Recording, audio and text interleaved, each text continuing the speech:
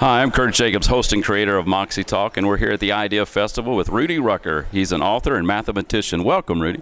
It's nice to be here, Kirt. Thanks for being here. What has inspired you at the Idea Festival this year, and how has it impacted you? Well, it's nice to see so many pleasant people in one room trying to think of nice things about how we might change the future and how to get along. I was in this building once before. It was the day that Obama was inaugurated. Oh, okay. I was visiting, and my brother's TV was broken, and I came in here, and it was kind of amazing. Yeah, it was amazing. What inspired you on your career path, Rudy?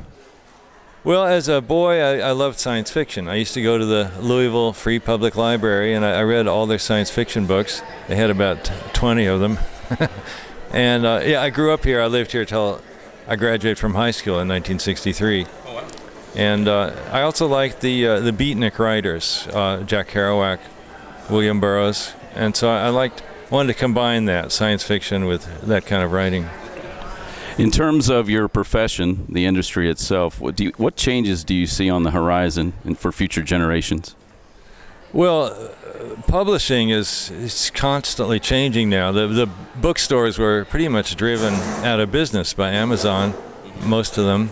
And so really online publishing has become very important. And now the thing is, it's become easy to publish your own books. So in recent years, some of my books I've just published myself. It's not very hard to do. Well, it doesn't hurt if you have a PhD in mathematics. Yes, exactly. There's not a lot of those floating around. Yeah. How many books have you written so far, Rudy, roughly? I think around 40. 40 books. I'm just trying to write my first one. In terms of your best dreams, your vision for the future, kind of like if in a perfect world scenario, dream 40 or 50 years from now, what would that look like to you? Well, I'm an optimist. I think things may work out better than we expected. If we look, like I remember I was reading just the other day, Mark Twain was proud because he'd used a mechanical typewriter to write his book. And that was 150 years ago, which is really just a blink of the eye.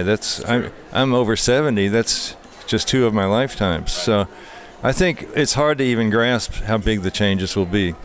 I think one thing we might hope for, there'll be some really cool new source of energy that we haven't even thought of, some sort of subatomic kind of thing. And the biotech is going to be amazing. So this is a question we ask all of our guests. We do a longer form type of interview. It's called our legacy question.